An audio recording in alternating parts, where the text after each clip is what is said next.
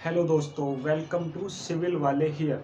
दोस्तों, आज की इस वीडियो में हम पढ़ेंगे वर्केबिलिटी ऑफ कंक्रीट, यानी कि कंक्रीट की वर्केबिलिटी के बारे में आज हम पढ़ेंगे।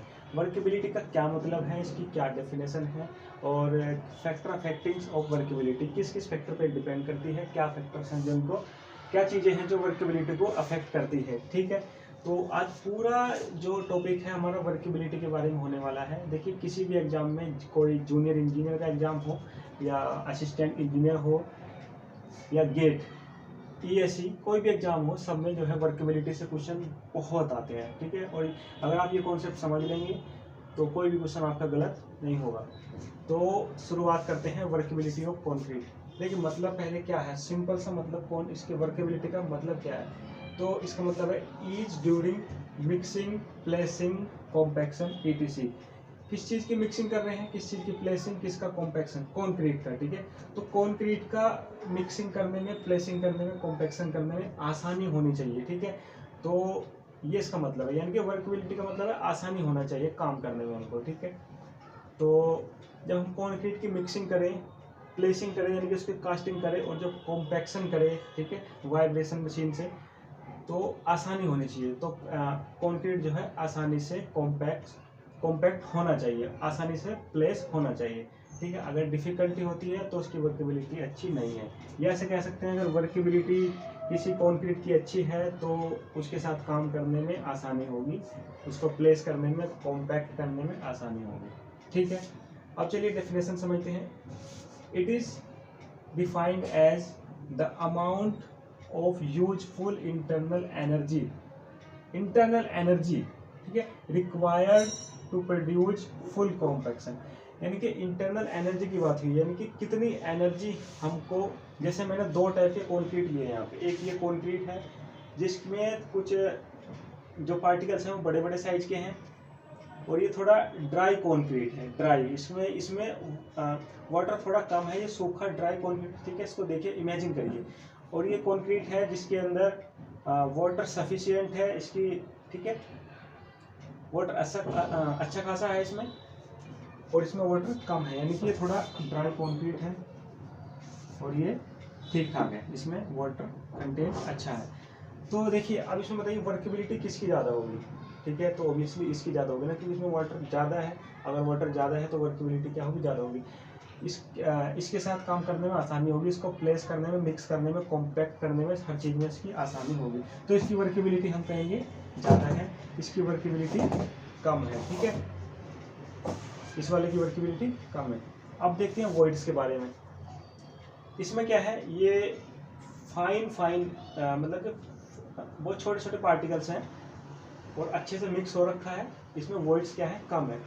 और ये सूखा कंक्रीट है, पानी कम है इसमें, तो इसमें वॉइड्स ज़्यादा हैं। ठीक है, तो वॉइड्स का क्या रिलेशन है, देखिए, अगर वॉइड्स किसी में कम होंगे, वॉइड्स अगर कम होंगे तो उनकी वर्केबिलिटी क्या होगी, ज़्यादा होगी। यानी कि वर्केबिलिटी एंड वॉइड्स का रिलेशन क्या है, इनवर्सली प्रोपोर्शनल है। वर्केबिलिटी ज़्यादा होगी तो वॉइड्स उसमें कम होंगे, या जिसमें वॉइड्स कम होंगे उसकी वर्केबिलिटी ज़्यादा होगी। जैसे इसमें वॉइड्स कम है ना, तो इसकी वर्केबिलिटी क्या है, ज़्यादा है। और इसमें वॉइड्स क्या है, ज़्यादा है, तो इसकी वर्केबिलिटी कम होगी। ठीक है, अब कॉम्पैक्शन एनर्जी की क्या बात थी, जब हम इनको कॉम्पैक्ट करेंगे तो किस में ज़्यादा एनर्जी लगेगी, इसमें या इसमें। तो ऑब्वियसली इसमें लगेगी, क्योंकि ये थोड़ा सा ड्राई हो रखा है, इसको कॉम्पैक्ट करने में दिक्कत होगी। इसको ये कॉम्पैक्ट आराम से हो जाएगा, क्योंकि पानी इसमें वाटर कंटेंट ठीक ठाक है, तो इसमें इसके अंदर जो लुब्रिकेशन है वो अच्छे से हो पाएगा। ठीक है, इसमें नहीं हो पाएगा। तो कॉम्पैक्शन एनर्जी, इसको कॉम्पैक्ट करने में एनर्जी ज़्यादा लगेगी। ठीक है, तो इंटरनल एनर्जी को ज़्यादा देनी पड़ेगी हमें। अब एक टेबल देखिए, मैंने एक टेबल बनाई है यहाँ पे। ठीक है, इसमें मैंने लिखा है voids surface area, gel required is less and more workable. ठीक है, अगर वॉइड्स जो है कम होंगे, जैसे इसमें वॉइड्स कम है, इस फिगर में देखिए, इस कॉन्क्रीट में वॉइड्स कम है। अगर वॉइड्स कम होंगे, चलो मैंने एरो नीचे की तरफ लगा दिया, यानी कि इसमें वॉइड्स कम है, तो उसका सरफेस एरिया भी क्या होगा, कम होगा, क्योंकि इसमें वॉइड्स ही नहीं है, ये पूरा अच्छे से फिलअप हो रखा है, तो सरफेस एरिया भी इसका क्या होगा, कम होगा। इसका सरफेस एरिया ज़्यादा होगा, क्योंकि अंदर गैप है, अंदर जो है इसमें वॉइड्स ज़्यादा है। ठीक है, अब जिसमें वॉइड्स कम है उसका सरफेस एरिया भी कम है, उसके अंदर क्या होगा, gel required is less. Gel कौन सा, जो सीमेंट का जो जेल बनता है वाटर में मिक्स होने के बाद, वो जेल इसमें जो है कम ज़रूरत पड़ेगी, जिसमें वॉइड्स कम है उसकी ज़रूरत कम होगी, क्योंकि इसमें अच्छे से फिलअप हो रखा है ना, वॉइड्स ही नहीं है तो जेल ही कहाँ जाएगा, ठीक है। जिसके अंदर ज़्यादा वॉइड्स है, जेल की रिक्वायरमेंट उसमें ज़्यादा होगी, देखिए इसमें मैंने नीचे लिखा हुआ है। अब जिसमें वॉइड्स कम है, सरफेस एरिया कम है, जेल की रिक्वायरमेंट भी कम है, वो क्या होगा, वर्केबल ज़्यादा होगा, तो मैंने लिखा मोर वर्केबल, ठीक है। अब दूसरी तरफ देखते हैं, अगर वॉइड्स ज़्यादा है तो सरफेस एरिया भी ज़्यादा होगा। ये देखिए इसमें वॉइड्स ज़्यादा है, इसका सरफेस एरिया भी क्या है, ज़्यादा है। तो इसमें जेल की रिक्वायरमेंट क्या होगी, ज़्यादा होगी, क्योंकि इसके अंदर वॉइड्स क्या है, ज़्यादा है, तो जेल इसके अंदर ज़्यादा चाहिएगा हमको, तो इसलिए ये क्या होगा, लेस वर्केबल होगा। ठीक है। अब देखते हैं factors affecting workability. Factors affecting workability यानी कि कौन कौन से फैक्टर हैं जो वर्केबिलिटी को अफेक्ट करते हैं। पहला है वाटर कंटेंट। वाटर कंटेंट बढ़ने से, देखिए अगर वाटर कंटेंट की वैल्यू हम बढ़ाएं, यानी कि पानी हम कंक्रीट में बढ़ाएंगे तो क्या होगा, ज़्यादा लुब्रिकेशन होगा, और ज़्यादा लुब्रिकेशन होने की वजह से वर्केबिलिटी बढ़ेगी, काम करने में आसानी होगी, तो वर्केबिलिटी क्या होगी, बढ़ेगी। तो मैंने यहाँ लिख दिया वर्केबिलिटी इसकी बढ़ेगी। चलिए ठीक है। नेक्स्ट है टेक्सचर्स ऑफ एग्रीगेट। टेक्सचर्स, देखिए टेक्सचर्स क्या होंगे, या तो स्मूथ होगा या रफ होगा। टेक्सचर्स दो टाइप के हो सकते हैं एग्रीगेट के टेक्सचर्स, तो या तो होगा स्मूथ या होगा रफ। अब किसकी वर्केबिलिटी ज़्यादा है ये देख के बताइए। ऑब्वियसली पता चल रहा है कि स्मूथ वाले की वर्केबिलिटी क्या होगी, ज़्यादा होगी, क्योंकि रफ वाले की कम होगी, स्मूथ वाले की ज़्यादा होगी। स्मूथ वाले जो एग्रीगेट्स होंगे, जैसे सर्कुलर हो गए, स्मूथ वाले ऐसे एग्रीगेट्स जो होंगे, उनमें क्या होगा, लुब्रिकेशन आसानी से होगा, वो एक दूसरे पे स्लाइड कर पाएंगे आराम से, ठीक है, आप एकदम से स्लाइड कर पाएंगे, उनके साथ काम करने में भी आसानी होगी। तो स्मूथ जो एग्रीगेट्स हैं उनका टेक्सचर, स्मूथ एग्रीगेट की वर्केबिलिटी ज़्यादा हो। तो अगला देखिए साइज ऑफ एग्रीगेट।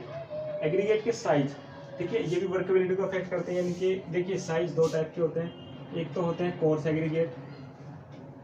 एग्रीगेट, एक होते हैं फाइन एग्रीगेट। अब बात यह है कि किस में वर्केबिलिटी ज़्यादा होगी, कोर्स एग्रीगेट की या फाइन एग्रीगेट की, ठीक है। चलिए ये कोर्स एग्रीगेट है और ये फाइन एग्रीगेट है, ठीक है। मैंने एक शेप बनाई, जितनी वॉल्यूम इसकी है उतनी ही इसकी है, यानी कि ये एक पीस था, मैंने इसको 4 पीस में डिवाइड कर दिया, तो किसका सरफेस एरिया ज़्यादा है, सरफेस एरिया ऑब्वियसली इसका ज़्यादा है, लेकिन इसको हम चारों तरफ से टच कर पा रहे हैं, जबकि यहाँ अंदर टच नहीं कर पा रहे, क्योंकि एक ही पार्टिकल था, इसको 4 में डिवाइड कर दिया, तो सरफेस एरिया इसका ज़्यादा है, वॉइड्स इसमें ज़्यादा है, ठीक है। इसका सरफेस एरिया कम है, इसमें वॉइड्स भी कम है, यानी कि जो बड़े पार्टिकल्स होते हैं ना, उनका सरफेस एरिया क्या होता है, कम होता है। जो बड़े पार्टिकल्स होते हैं, जो कोर्स एग्रीगेट होते हैं, उनका सरफेस एरिया कम होता है, और अगर सरफेस एरिया कम है तो उसमें वॉइड्स भी कम होंगे, तो उसमें क्या होंगे, वॉइड्स भी कम होंगे, ठीक है। तो कोर्स एग्रीगेट में वॉइड्स कम होने की वजह से वो क्या होगा, मोर वर्केबल होगा, ये लिखा मैंने। तो कोर्स एग्रीगेट की वर्केबिलिटी ज़्यादा होगी, ठीक है। अगला है शेप ऑफ एग्रीगेट, ठीक है। एग्रीगेट की शेप कैसी कैसी हो सकती है, तो एंगुलर हो सकती है, एंगुलर शेप के एग्रीगेट हो सकते हैं, या राउंड शेप के हो सकते हैं, ठीक है। तो किसकी वर्केबिलिटी ज़्यादा होगी, ये तो देखने से पता चल रहा है कि जो राउंड पार्टिकल्स होंगे, राउंड एग्रीगेट होंगे, राउंड शेप के, उनकी वर्केबिलिटी ज़्यादा होगी, क्योंकि एक दूसरे पे आसानी से स्लाइड कर पाएंगे वो, ठीक है, उनके साथ काम करने में ज़्यादा आसानी रहेगी, ठीक है। नेक्स्ट है ग्रेडिंग ऑफ एग्रीगेट। ग्रेडिंग का मतलब कि एक होते हैं well graded aggregate, well graded, and कुछ होते हैं पुअरली ग्रेडेड। तो किसकी वर्केबिलिटी ज़्यादा होगी, तो वेल ग्रेडेड की वर्केबिलिटी क्या होगी, ज़्यादा होगी। क्यों ज़्यादा होगी वेल ग्रेडेड की वर्केबिलिटी, देखिए क्योंकि वेल ग्रेडेड जो एग्रीगेट्स होते हैं वो होते हैं, उसमें छोटे बड़े सारे साइज के एग्रीगेट होते हैं। उसमें क्या होता है कि जो बड़े पार्टिकल्स हैं उनके बीच में जो गैप रहता है तो छोटे आ जाते हैं, उनके अंदर होल छोटे आ जाते हैं, तो अच्छे से पूरे भर जाते हैं, ठीक है। तो वेल ग्रेडेड की वर्केबिलिटी ज़्यादा होगी, क्योंकि इसमें हर टाइप के पार्टिकल्स हैं, हर टाइप के एग्रीगेट है, छोटे बड़े, एक ठीक है, बड़े के अंदर छोटे जाते हैं, छोटे के अंदर और छोटे आ जाते हैं, ठीक है, तो ये थी वर्केबिलिटी ऑफ कंक्रीट। तो दोस्तों ये लेक्चर आपको कैसा लगा, क्या आपको वर्केबिलिटी ऑफ कंक्रीट जो है समझ में आई? अगर समझ में आई हो तो सब कुछ ठीक है, तो लेक्चर को लाइक करना वीडियो को, और चैनल को सब्सक्राइब जरूर करना। थैंक यू वेरी मच, मिलते हैं नेक्स्ट